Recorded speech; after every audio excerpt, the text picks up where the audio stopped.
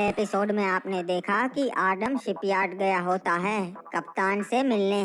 तभी season 3 रीमनाम village पे हमला कर देता है और आडम के बहुत सारे सैनिक मारे जाते हैं। सीजन 3 को लगता है कि वो ये जंग जीत रहा है, पर तभी आडम आ जाता है जंगली क्रिमिनल्स की सेना लेके और दुश्मनों को चारों ओर से घेर लेता है। ये देखकर सीजन 3 जंग का मैदान छोड़कर भाग जाता है। अब आगे हुए बाकी गाइस वीडियो को लाइक कर दो और चैनल को सब्सक्राइब करके बेल नोटिफिकेशन ऑल पे सेट कर लो।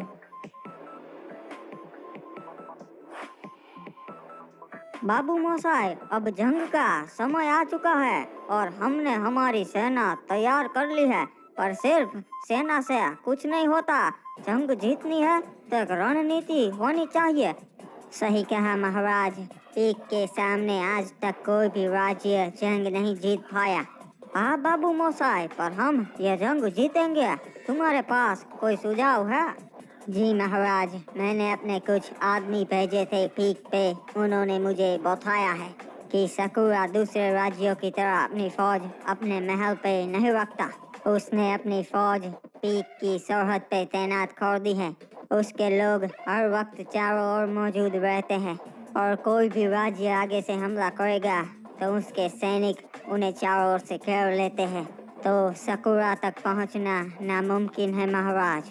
समझ गया बाबू मोसाई, मतलब पीक पे कब्जा करना मुश्किल है और नामुमकिन नहीं। रे फिर हम भी अपनी सेना को एक साथ ना भेजेंगे, टुकड़ियों में बांट देंगे और एक साथ हम भी चारों ओर से हमला करेंगे।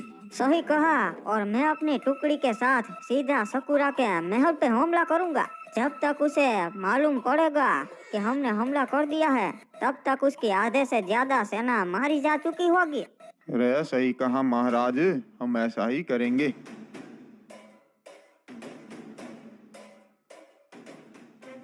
अबे ये जंग तो मुझे बहुत भारी पड़ी बे। मेरे कितने सैनिक मारे गए, मेरा खास सलाहकार मर गया और फैक्ट्री की इज्जत चली गई। महाराज चिंता मत कीजिए, सब कुछ हो जाएगा। अबे लगता है तू पागल हो गया है बे। क्या चिंता मत कीजिए, तूने देखा नहीं, उसके पास अपनी सेना तो है और ऊपर से वो जंगली क्रिमिनल्स भी उसके साथ है। देखा नहीं तूने कैसे मेरे सैनिकों को चुन चुन के मार रहे थे वो जंगली? हाँ हाँ मुझे पता है महाराज, मैं भी वही था, मुझे सब पता है। पर हमें शांति से काम लेना पड़ेगा अगर रीमनाम विलेज को जीतना है। अरे अब कुछ ना ही हो सकता, मेरा सलाहकार भी मारा गया और उन्हें हरा सके ऐसी मेरे पास सेना भी नहीं है। महाराज आपका सलाहकार मारा गया तो क्या, मैं आपका नया सलाहकार बन सकता हूँ। और वैसे भी मेरे पास वो सारा अनुभव है जो आपके काम आ सकता है। ये बात तो तुम्हारी सही है बे। ठीक है, आज से तुम हमारे नए सलाहकार हो। जी महाराज, मैं शपथ लेता हूँ कि मरते दम तक मैं फैक्ट्री का साथ कभी नहीं छोड़ूंगा और आपको हर एक मुसीबत से बचाऊंगा। तो नए सलाहकार बताओ, अब हम क्या करें? हमारी आधे से ज्यादा सेना मारी जा चुकी है। महाराज हम उस आदम की तरह ही काम करेंगे, हम भी दूसरे राज्य और कबीले वालों को हमारे साथ ले लेंगे ताकि वो जंग में हमारे काम आ सके और हमारी सेना और भी मजबूत हो जाए। ये तो बढ़िया रणनीति है, इससे उसकी तरह हमारी सेना भी मजबूत होगी और फिर जंग के लिए हम तैयार हो गए। महाराज पोचिनो कबीले वाले हमारे बहुत काम आ सकते हैं। मैं चाहता हूँ कि आप और बदले में हम उसका कबीला मांग ले। ठीक है, सैनिक जाओ और उस ओरियन को बोलो कि महाराज ने तुम्हें दावत के लिए बुलाया है। जी महाराज, अभी जाता हूँ। अब उस आदम की तरह हम भी फैक्ट्री राज्य को ताकतवर बनाएंगे महाराज, और फिर हम उसके ऊपर हमला बोल देंगे जब हमारी सेना भी उसकी तरह ताकतवर हो जाएगी। मैं यहाँ के सरदार ओरियन से मिलने आया हूँ, मुझे फैक्ट्री के महाराज ने भेजा है।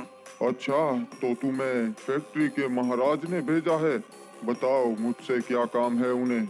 महाराज ने तुम्हें शाम को दावत के लिए बुलाया है, वो चाहते हैं तुम फैक्ट्री पे आओ। ये क्या बात हुई?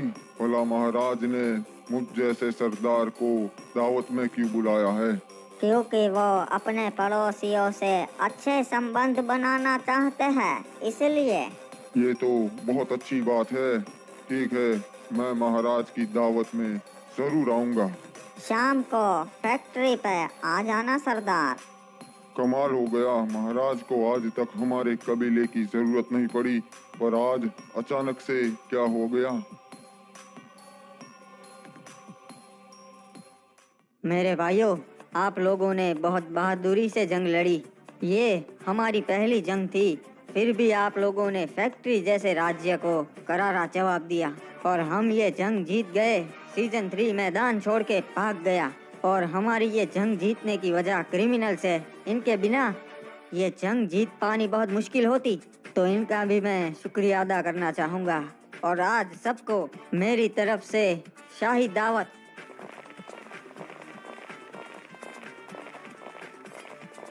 अरे ये क्या, ये तो ऑब्जर्वेटरी की महारानी आ रही है। इससे बचकर रहना महाराज, लोग कहते हैं ये काला जादू करती है। रिमनाम विलेज के महाराज आडम, मैं आपको बधाई देती हूँ अपनी पहली जंग जीतने के लिए। आपका स्वागत है ऑब्जर्वेटरी की महारानी, पर आप सिर्फ मुझे बधाई देने के लिए तो यहाँ नहीं आई होगी। महाराज, मैं भी आपकी तरह दूसरे राज्यों के साथ अच्छे संबंध बनाना चाहती हूँ, इसीलिए पहले यहाँ आई हूँ। जी बिल्कुल, मैं भी यही चाहता हूँ कि अधिक से अधिक राज्य हमारे मित्र बने और मुसीबत के समय पे एक दूसरे के काम आए। हाँ महाराज, इसीलिए मैं आपके सामने ये प्रस्ताव रखने आई हूँ कि क्या हो अगर हम एक हो जाए। क्या मतलब है आपका? मैं कुछ समझा नहीं। मैं चाहती हूँ कि आप मुझसे शादी कर ले, फिर हम दोनों के राज्य एक हो जाएंगे और हमारी सेना भी मजबूत हो जाएगी। माफ़ कीजिएगा महारानी, मैं आपका सम्मान करता हूँ, पर ये नहीं हो सकता। क्यों महाराज, क्या कमी है हम में जो आप हमसे शादी नहीं कर सकते? कोई कमी नहीं है, पर फिलहाल मेरा शादी करने का कोई विचार नहीं है। महाराज, आपने मेरा प्रस्ताव ठुकरा के बहुत बड़ी गलती कर दी। आपको इस बात का पछतावा बहुत जल्द होगा। महाराज, आपने बिल्कुल सही किया इसका प्रस्ताव ठुकरा के, वरना ये आपको वश में कर लेती और पूरे रिमनाम विलेज पे राज करती। हाँ सही कहा, ये ऑब्जर्वेटरी की महारानी भी इसी तरह बनी है। चाचा, इसका ध्यान रखना पड़ेगा, ये हम पे वार जरूर करेगी। पोर्टिनोक के सरदार ओरियन, तुम्हारा स्वागत है हमारी शाही दावत में। हमें अच्छा लगा कि तुम आए। ये तो हमारी खुशकिस्मती है महाराज कि आपने हमें दावत में बुलाया। आगे की बातें हम बैठ के करते हैं, बैठिए। जी महाराज, तो अब बताइए मुझे दावत में बुलाने का क्या कारण था?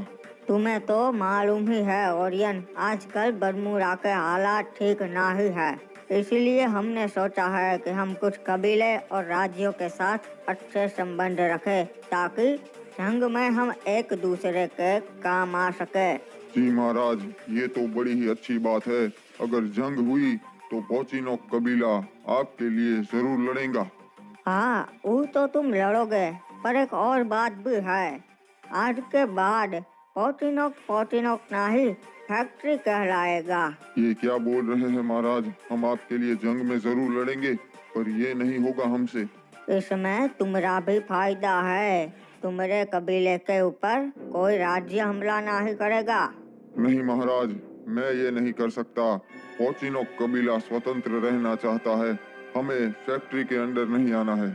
तुम समझ नहीं रहे कबीले वाले, अगर किसी राज्य ने तुम पे हमला कर दिया फिर क्या? हमारे कबीले में इतना तो दम है कि हम डट के सामना कर सके।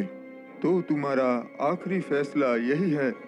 जी हाँ, मेरा फैसला यही है कि पोर्टिनोक फैक्ट्री के अंदर नहीं आएगा। तब तो तुम यहाँ से नहीं जा सकते, क्योंकि हमें भी अपना राज्य मजबूत करना है।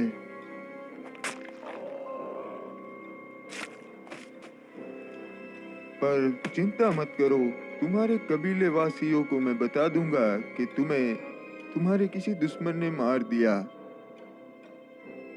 क्या बात है सलाहकार, तुम तो वाकई बहुत ज्यादा तेज हो। जी महाराज, अब इन कबीले वालों को हमारी तरफ ले लेंगे और फैक्ट्री राज्य और भी बड़ा हो जाएगा। पोचिनोक कबीले वालों, बड़े ही अफसोस से आपको बताना पड़ रहा है कि आपके सरदार ओरियन को उसके किसी दुश्मन ने मार दिया। आपके कबीले का सरदार बहुत कमजोर था, तो मेरी सलाह आपको यह है कि आप फैक्ट्री में आ जाए और फैक्ट्री के साथ जुड़ जाइए। अरे हमारा सरदार इतना कमजोर नहीं था, ऐसे कैसे मार दिया? यही बात तो आपको समझनी है। ऐसा दोबारा ना हो, इसलिए आप फैक्ट्री के साथ जुड़ जाइए। कोई भी दुश्मन और राज्य आप पे हमला नहीं कर पाएगा। अरे नहीं, पोचिनोक कबीला किसी के साथ नहीं जुड़ेगा, हम स्वतंत्र रहेंगे। अरे तुम्हारी मर्जी है, अगर तुम स्वतंत्र रहना चाहते हो तो रहो। जितने लोग हमारे साथ जुड़ना चाहते हैं वो यही रहे और बाकी के लोग वहाँ चले जाइए। अरे हम किसी के साथ नहीं जुड़ेंगे। चलो भाइयों, इस तरफ आ जाओ। तुम लोगों ने बहुत ही अच्छा फैसला लिया। महाराज के साथ जुड़कर इनकी वफादारी की कसम खाओ। हम कसम खाते हैं, हम मरते दम तक महाराज के लिए वफादार रहेंगे और फैक्ट्री के लिए ही लड़ेंगे।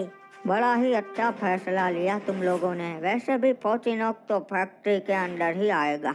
एक मिनट, ये क्या बोल रहे हैं महाराज? महाराज सही कह रहे हैं, स्वतंत्र तो तुम्हें रहना है, पर तुम जिंदा ही नहीं रहोगे। इसीलिए पोचिनोक अब फैक्ट्री हो गया है।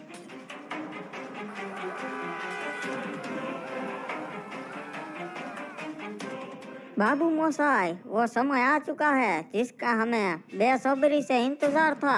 आज हम पीक पे हमला करके अपना हक वापस ले लेंगे और फिर पीक और क्लॉक टावर एक हो जाएगा। तो चलो बाबू मोसाई, हमला!